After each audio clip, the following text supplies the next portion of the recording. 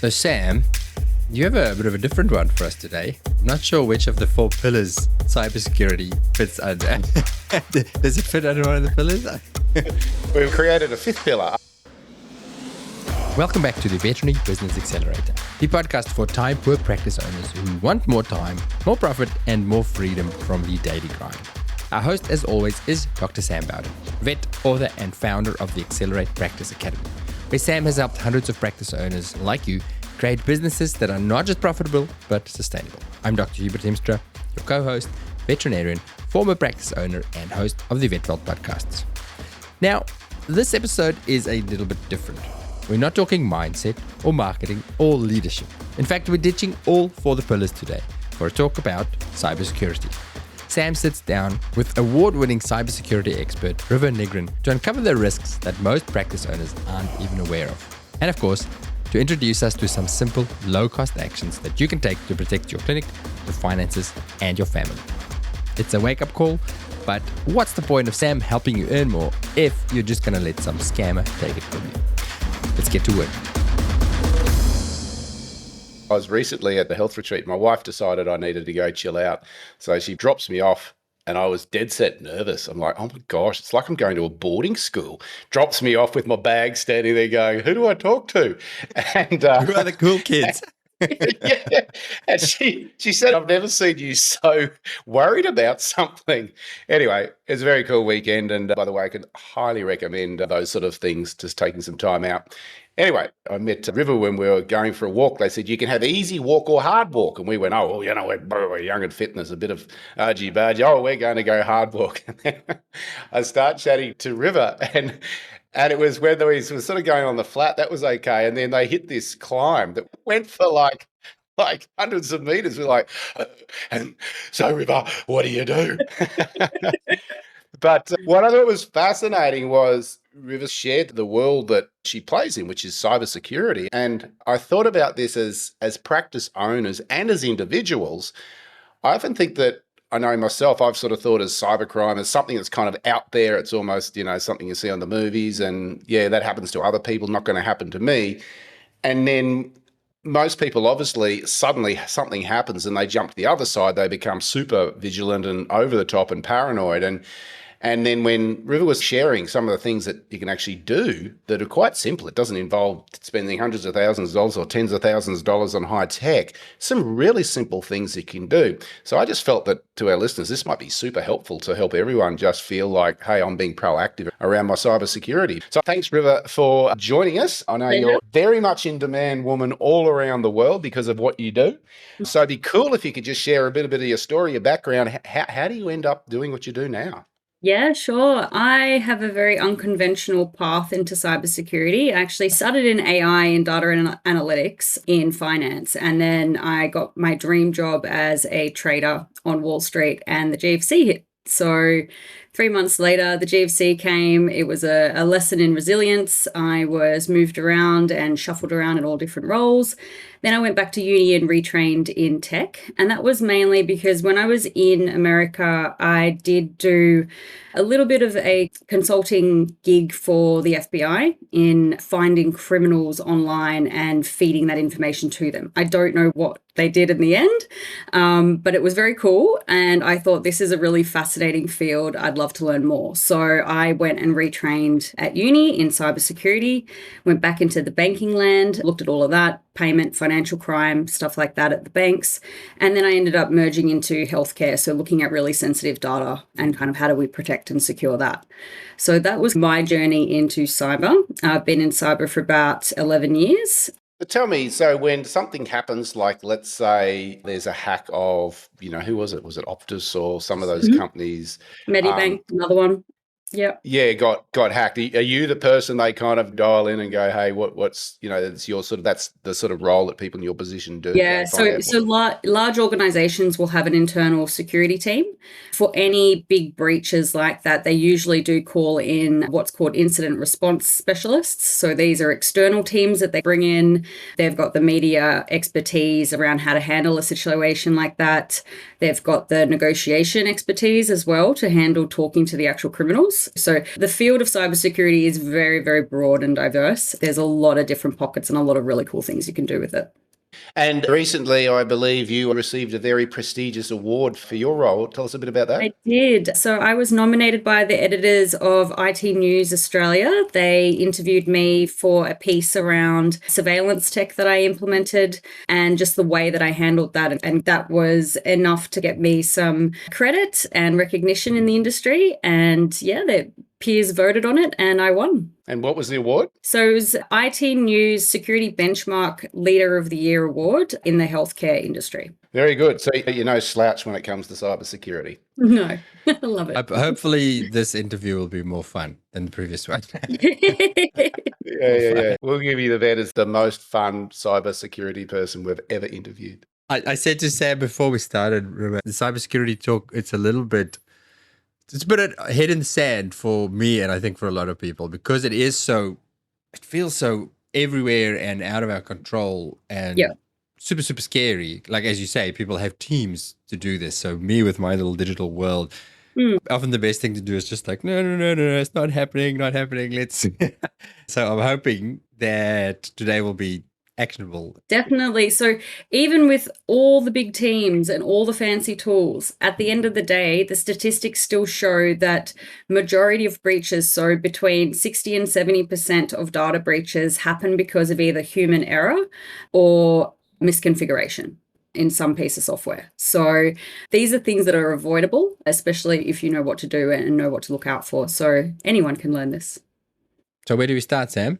Well, what I'd love to do, maybe just give some of the examples of sort of stuff that you hear about in cybercrime, because I don't think we're very well informed around what people can do. Like I remember you talking about the fact that your iPhone, it's collecting data while you're chatting away that hackers can access. I mean, I was like, seriously, that's sci-fi sort of stuff. Yeah, sure. So there was a really prominent case around TikTok when it first was launched. And, people wouldn't have thought anything sinister or nefarious about a social media app like TikTok. It's designed for videos and for fun. But there were some ethical hackers out of Vegas in America that actually dissected the app to understand what it's doing. It had the ability to sniff through data on your phone, jump into other applications, start to collect all of this data and report back home. So things like this, where you're looking at it, it's like, this is a social media app. This is not what it's meant to be collecting. And it's something that we often click through so quickly when we're downloading an app. We just want that functionality. We want that cool thing, but we don't bother to look at, okay, the terms and conditions. It gets you very, very long list of terms and conditions that you don't bother reading. No one reads them. You just click yes, sure. And then all of a sudden you've allowed this app with additional permissions into your phone that it probably shouldn't have. So the easy way around that without getting overly technical is just Google it. Just do like a simple Google search around that company and whether or not they're trusted. Usually people in the security community will post things about that. So you'll be able to find some kind of data or research around, yes, this is okay, it's safe, or no, it's not.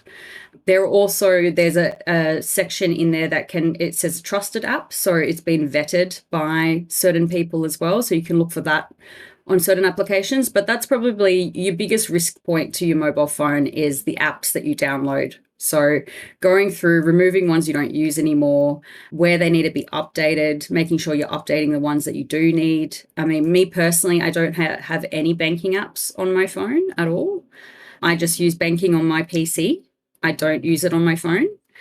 That's not always convenient for everybody, but that's just my hard and fast rule because I did have my Westpac account hacked many years ago. So now I just don't do it. So why is the app more of a risk than just online banking in general? Can't they hack your online account without your phone? Yeah, they can. But generally, a web application has got a lot more rigor behind it in terms of software development, the way that it's been designed. It's probably got more resources when they're looking at it from a support perspective as well. So there are elements of that when you're looking at the actual app versus the web app that the bank provides. Fascinating. I know you were talking about, everyone gets these bogus emails. And I saw one the other day, it was from Meta.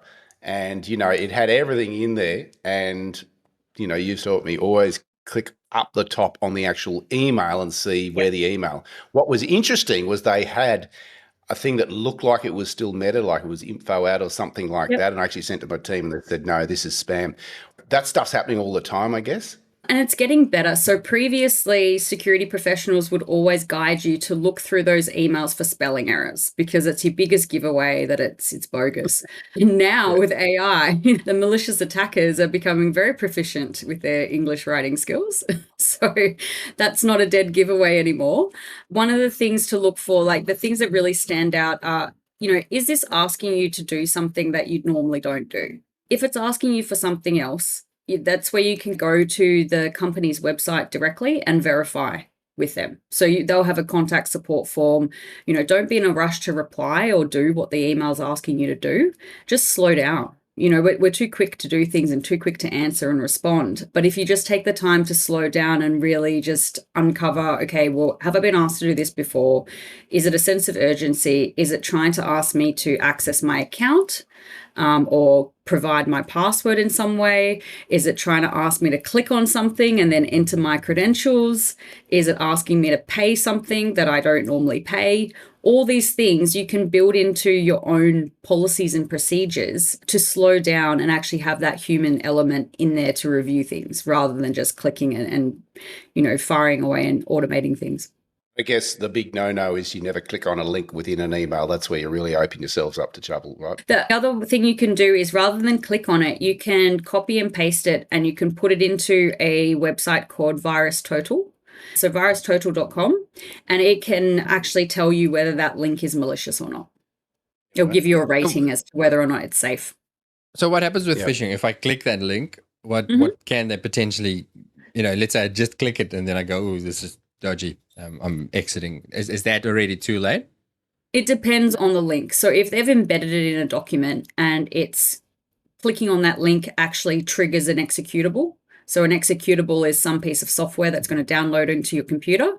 So if that link is attached to that and it's actually disguised as an executable, then yes, like you've probably a little bit too late. But you can do things. So there's a really great product called Malwarebytes. It's really cheap. And it's like Malbytes. The guy that started it, he created it when he was 15. His family computer was in the lounge room. They didn't have a lot of money. He was using it to do things on the internet and to learn and to study. And he accidentally infected his parents' computer with a whole heap of viruses and thought, oh shit. What do I do now? So what he did was he got onto a few chat forums and spoke to professionals in the industry, a lot older than he was at the time. He was like, please help me. What do I do? And they helped him code software to get rid of the viruses. So so that's how he started his company. And then he thought, this is great. I want to push this out. So his product's also available on mobiles. I use it on my mobile phone to scan through things regularly. And I also use it on my computer. So where there's a risk where I've clicked something accidentally and like, oh no, then I'll run the Malwarebytes scan and it will get rid of everything in the computer that would have been risky. But if you've clicked on a link and it hasn't gone anywhere yet, and then it pops up with a page asking you to do something, if you don't do anything and just close out of it, you're relatively safe. So talk a little bit about, I know I spoke to a colleague of mine who was doing renovations and got sent an email from the builder asking for a progress payment. And it was the same style of invoice. It was the same wording. It was the same everything. But of course, when they clicked and made the payment, they actually had changed the payment details. And I think they even said, they might have said our payment details have changed, pop it in here. And of course, the money was being headed off to some nefarious kind of individual. What's the strategy around that to stop it happening? The easiest way is pick up the phone to your suppliers who you know that you're meant to pay. Establish those human relationships still in business rather than relying on everything on email. Just pick up the phone and say, hey, I'm going to be paying you this. I realize that you've just sent me something. The bank details are changed. Is that true? Just verify it with someone with a known contact number, not the number that's in the email, obviously, because it's going to route to them. But I mean, that's an example of where, a lot of my mother's friends as well have got their own businesses or small businesses and they don't understand the ramifications of if they had their data stolen, what could happen. Well, if you've got clients, this is a prime example, right? If your data or your database has been stolen, they now have your client list, they know all the work or the jobs that you're currently working on, then they can create these very realistic emails that look legitimate. They're right in the middle of an active project where you're expecting to get paid, and they can hijack your income. Yeah. And I guess with AI, someone who knows what they're doing, it'll just magnify it, right? You'd expect it to get more. Yeah, correct. So just like there's great Gen AIs out there that are useful for everyday people, the malicious actors also have their own. So they have a version of ChatGPT called Worm GPT.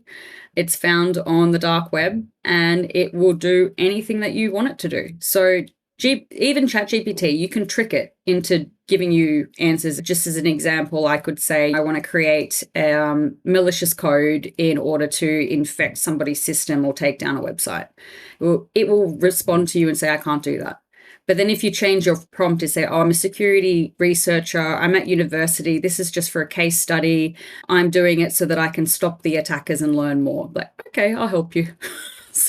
And what that means is, I always say AI amplifies you. So it will definitely start to become worse, which I think everyone now, the world is more digital than it's ever been.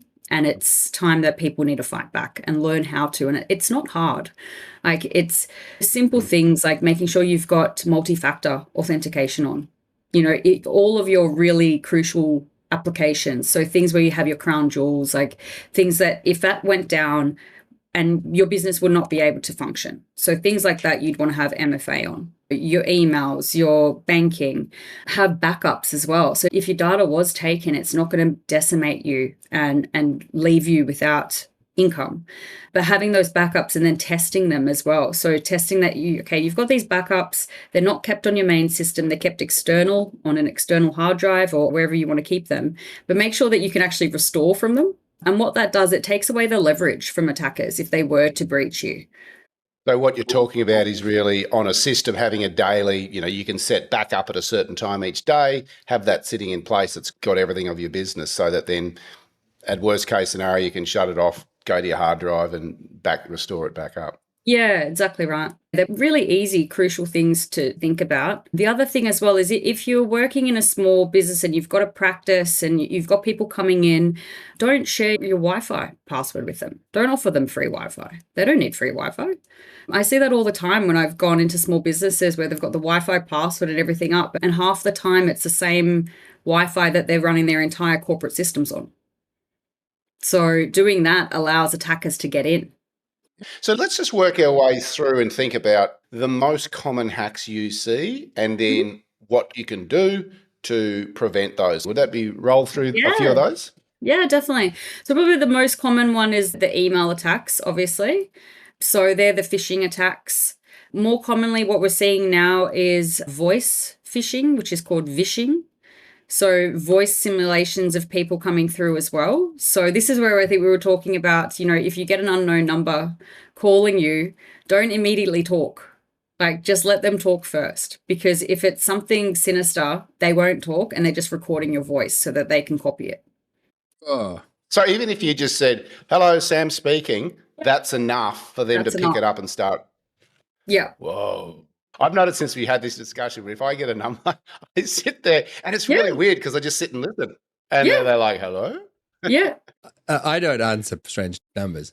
My main reason is it's usually not somebody I'm interested in talking to. It's somebody trying to sell me something. So my general is if I don't know you, you can leave a message and then I'll decide if I call you back. But now you've just reinforced that rule of mine. I'm definitely not answering strange numbers The other anymore. one as well, like I think most modern phones now have the ability, if something's calling, it will pop up and say, do you want to like automatically send a text to them?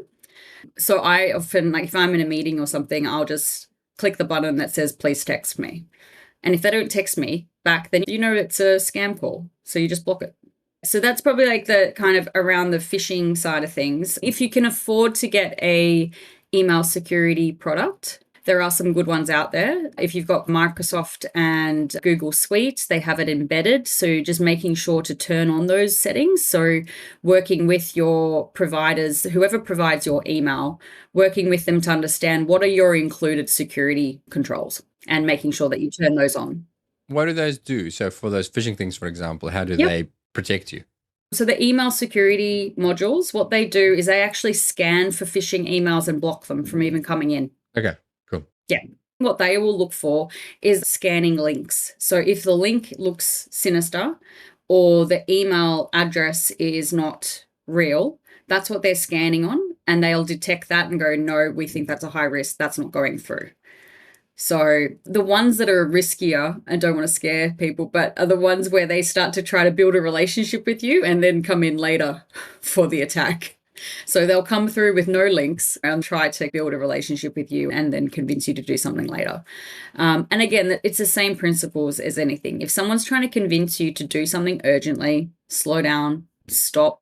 Is it going against your internal policies that you have? Does it seem fishy? Usually it's a sense of urgency, asking you to provide your password or credential, like your username and password for anything, or asking you to hand over money for something. Those are probably the three areas that you need to watch out for. If it's got those element of that, you're like, okay, I've got to slow down and I've got to verify this myself.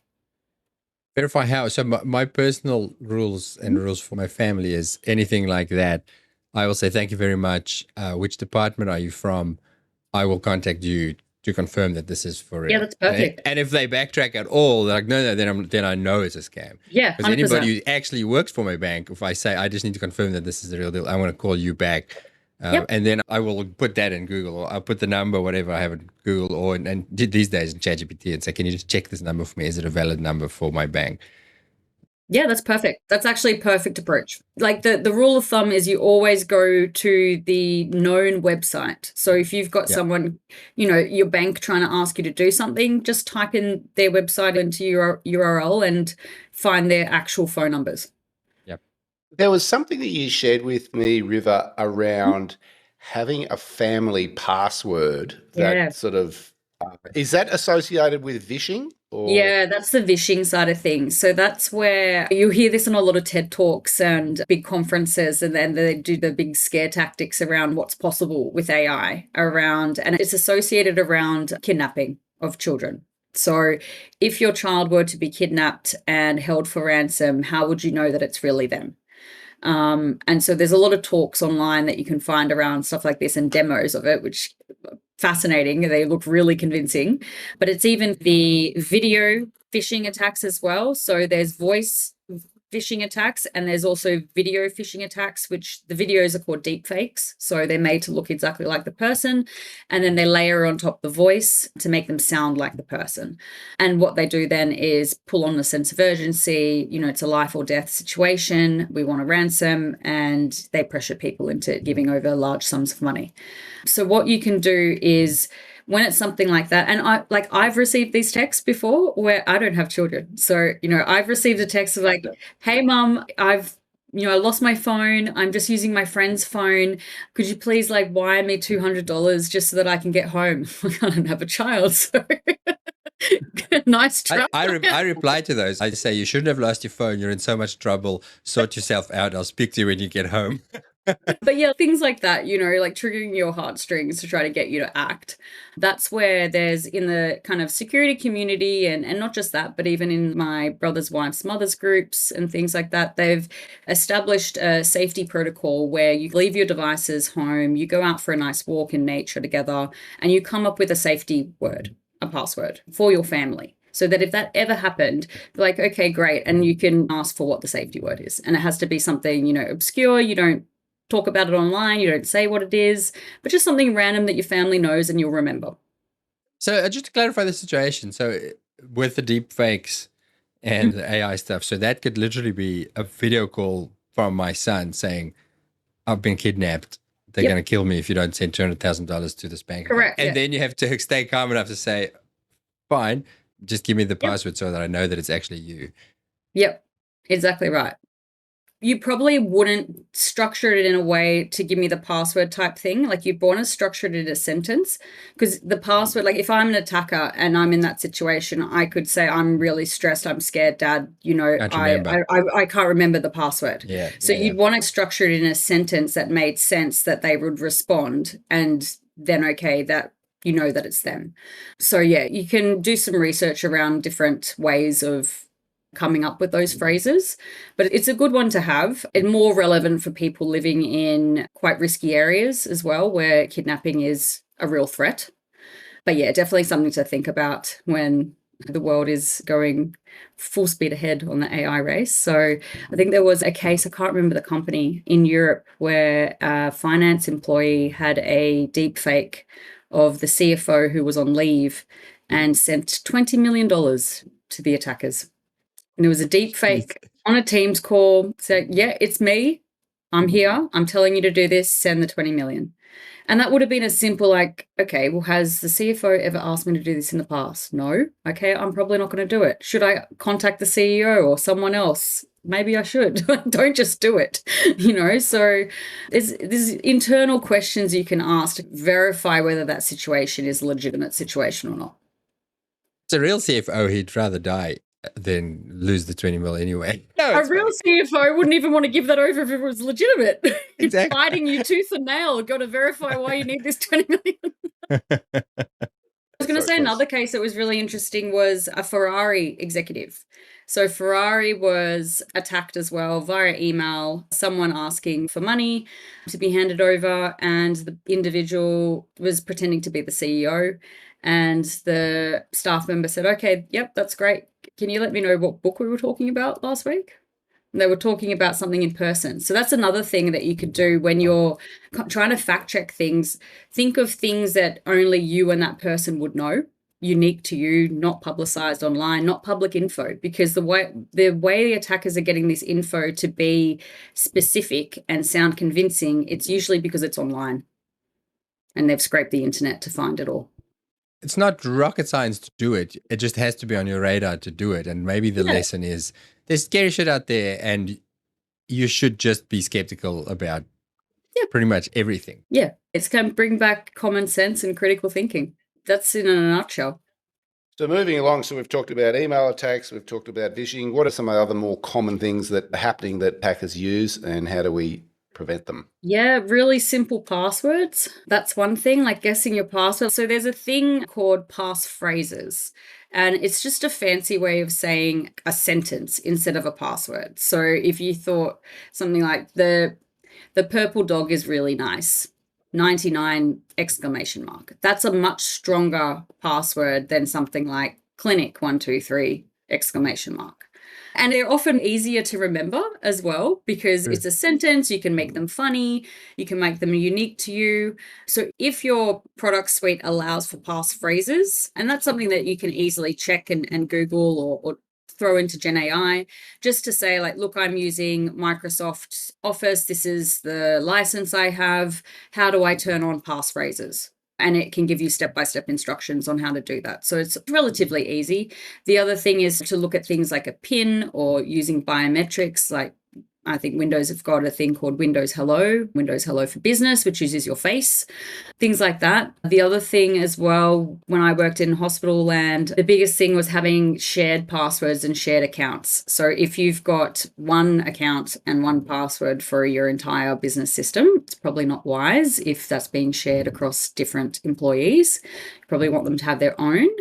And you don't want to be putting them on sticky notes and sticking them on the computer or under your keyboard. It's not secure. So you can also, if you forget passwords and things like that, you can have a password manager. So things like LastPass, 1Password is another one. But those are really, really good ways. So if you've got multiple systems and you don't want to have to remember multiple things, setting up one of those can be really useful as well and quite secure. Yeah, I know I must have 30 or 40 passwords, I think. And the one insight someone shared with me is that if you have the same password you're using on each different thing, some things are easier. Like sort of, let's say you've got a David Jones card and you use the same password on that as you're using for your internet banking, they're easy to hack. Is that true? Correct. Definitely, because different companies have different security teams. Not all, even big organizations, not all of them invest in security as you would think they would.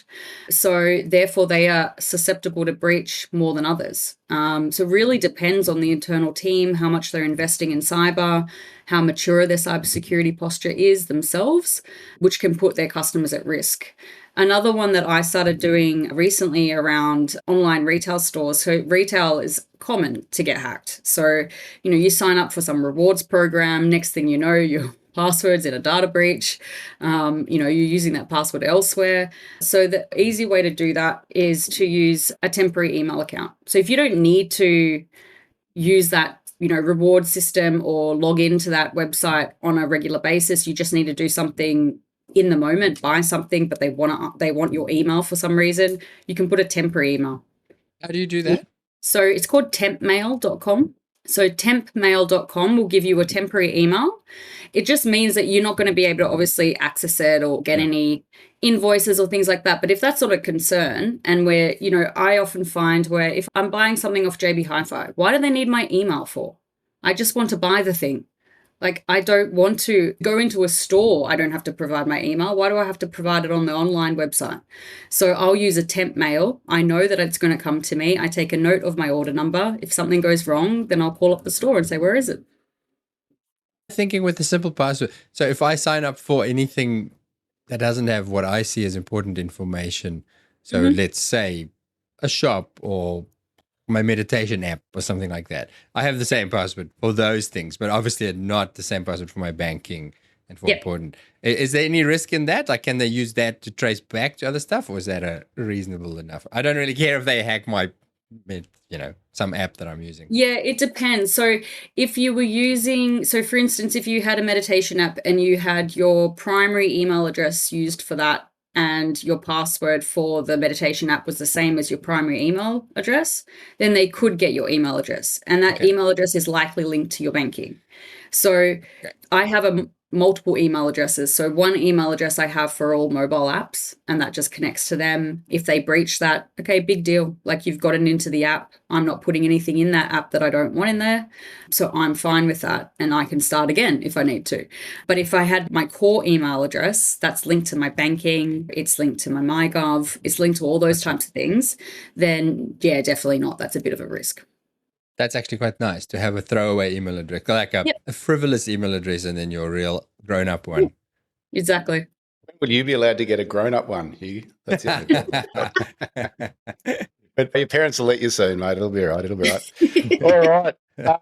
Any others, River? Have we covered the main stuff? We definitely have covered the main stuff. I think I probably reinforced the point around backups, making sure you do back up your sensitive info and what you need, and make sure that's kept on a separate device, not the same device that you're working off, just so that you always have that peace of mind. And then every now and again, just test that you can actually restore that backup. So test on a separate computer if you've got one, or on the same one, and just make sure that, it's all there, none of it's corrupted. That would be a big one. And the other thing as well, which is it pops up all the time in big corporations. It's all around data minimization. If you don't need to keep your data, keep your records for what you need for tax purposes and regulatory requirements and things like that.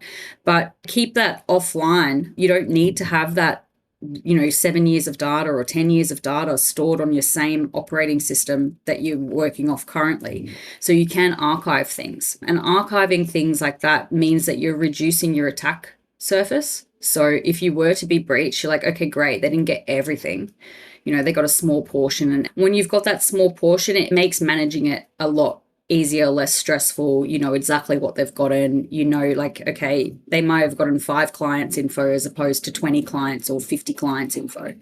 So that's probably another one as well. Like, it can be annoying, but we used to have this thing in corporate land where every year we'd go through a IT cleanup. So it was a desk cleanup of your desktop stuff, all your old documents you don't need, delete them or archive them around your desk, get rid of physical documents you didn't need anymore. And it was a big pizza day. So we made it fun. So a big pizza day, a bit of a reward, and do that digital hygiene. Makes sense. That makes sense. Yeah. What sort of stuff, I'm trying to think personally, like, what do you backup on an external hard drive. Obviously, things like your banking and stuff, you can't really back that up. That belongs to the banking stuff. But this is so again, this podcast is for business owners. So are we talking about your client records, all those sort of things, the your stuff client that's essential record. to the running, stuff that you can't run your business without, basically? Correct, exactly. So, and the other thing as well is to do a practice run. So do a practice run with your team just pretend as though you were hacked. And what would you do? Like going through that and actually coming together as a team and working through, well, what would we do? Who would we call? Do we have someone that we know that could help us? And then determining around, well, if our systems went down, do we have a backup system that we could spin up and continue operations so that we're not impacted and we've still got that business resiliency? So things like that as well can be really practical to do. And you could do that with your teams and figure out what would you do in a crisis situation. It's like a fire drill with cyber. Yeah, basically a fire drill for your business operations. They're called business continuity plans once you do document them. But yeah, so disaster recovery and business continuity plans, like usually you might have, like if someone's business is in an area which is subject to cyclones or mass flooding and stuff like that, usually like you'll go through disaster recovery type plans to think, okay, well, maybe we're not going to have our server on the floor if we're in a high flood area. We might have it elevated just in case. Stuff like if a cyclone comes, you might invest in the really strong roller shutters for your business so that you're not impacted and your windows aren't breaking. So you're taking those same types of approaches, but applying that to your digital footprint and the way that you run your business in your systems and the data that you're using every day, your email, all that type of stuff. That's a nice way to think about it, actually, because we do, right? Because it feels non-physical. Yeah. We tend to neglect it, but you're right. Every Australian vet practice has a fire plan. Yeah. So start to build out those similar types of plans for your online business and identity online. Yeah. Right. Fascinating, River. This has been fascinating. And I've written 2 pages of notes while you've been talking because I'm sitting there going, oh, there's some really cool, simple things.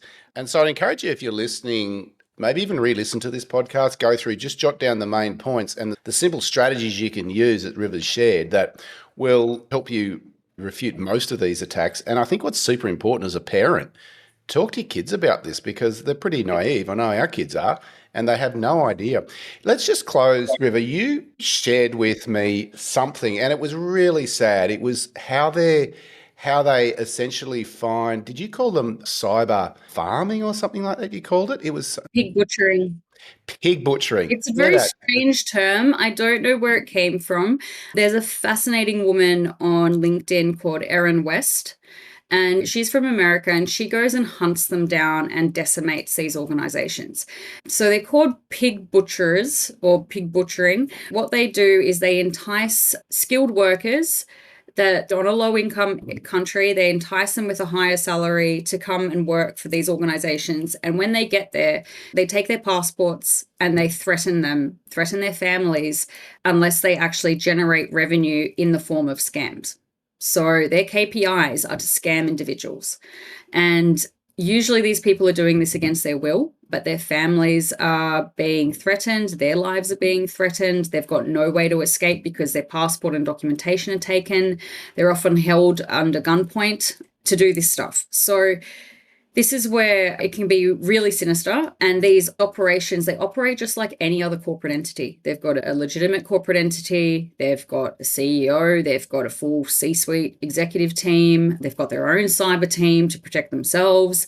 And then they have all these individuals running scams and generating revenue for them. With KPIs, and they will target low-hanging fruit. So they will target people that are really vulnerable in the community, elderly people or people that are just not technically savvy, and they will come after you for everything. And they have to, that, their life's on the line. So these kind of establishments and organizations are horrendous. Erin West actually goes through with law enforcement and intelligence agencies to stop them and shut them down, which is fantastic. Every time I see one of her pictures, I'm thrilled. There's also a guy on YouTube. His name escapes me, but I will find it and send it to you afterwards. And it's so satisfying to watch. So I don't know what his background is. He must be ex-military or something, but he goes in, he's an ethical hacker, and he hacks these types of organizations and scams the scammer. So he'll intercept the call and actually stop the call coming through and talk. Sometimes he'll intercept and let the person on the other end know, say, do I have your permission to fight your battle for you and, not let you get scammed. You're about to get scammed.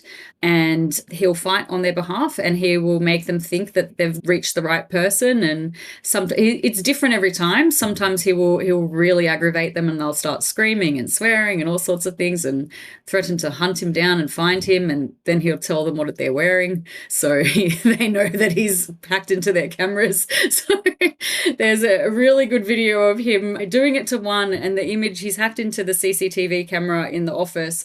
You see the person the scammer freak out, stand up and look around, and then another one bop up and stand up and look around. So they're all being attacked by him. And his premise is the longer he can keep these scammers on the phone, it's less minutes for them actually scamming other people. And CBA did a similar thing. So CBA actually hired an external AI company to create thousands of bots for them. And these bots were scamming the scammers. So they were designed to answer phone calls to scam the scammers when these scammers were trying to attack CBA's customers. Who's CBA? Sorry? Commonwealth Bank of Australia. Innovative approach to fight them on their own flooring. River, this has been so awesome. And I think if everyone listening, look, I'm not a fearmonger. I hate fearmongering. But when I was talking to River, it wasn't a fearmongering. It was just, hey, this is actually reality. This is what's happening. Yep. And, you just hear so many incidents of you think, oh, I hope it doesn't happen to me. So I don't want anyone to suddenly jump up and down and start living in a cave and just using a candle and burying all your money under your pillow. But I think it's just, if you just have that awareness and share that with your team, share that with your family, that this is it, some really basic strategies, because it sounds like the key message here is awareness. And you've got awareness that if it smells a bit fishy, it's probably fishy. And I hate the fact that the trust of humanity is declining because of this sort of stuff.